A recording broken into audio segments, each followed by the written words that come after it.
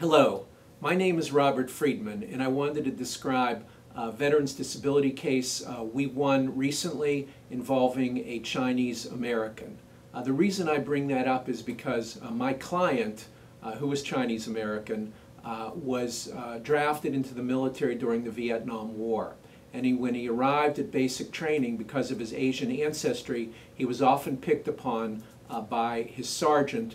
Whenever they did martial arts drills, he was the victim. And he was often threatened by other soldiers because of the Vietnam War, and the enemy was Vietnamese Asians.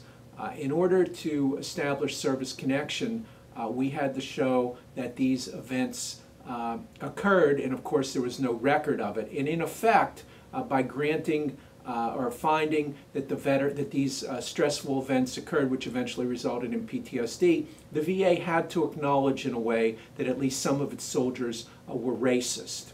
The client applied for benefits in the early 90s and was denied. He came to me when he was at the Court of Appeals for Veterans Claims.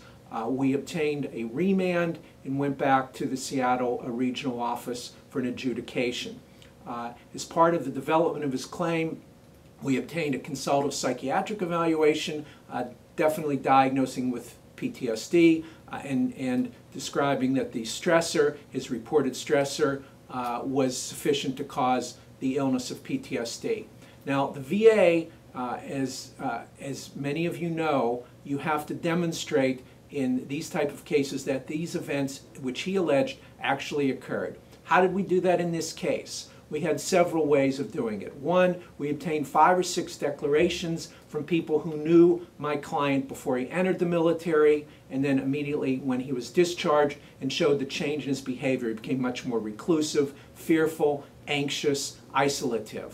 Second, he had gone AWOL for 30 days about a year before his discharge, and we had explanations from his mother saying that he had gone AWOL and describing that he didn't want to go back and only went back because his father urged him to do so for honor.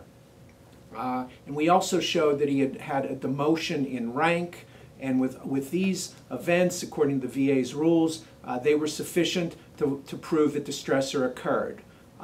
Because his PTSD was of such severity that the examining psychiatrist found he was unable to work, we were able to establish and obtain for him a total disability rating for individual unemployability, and he received over $250,000 in past due benefits.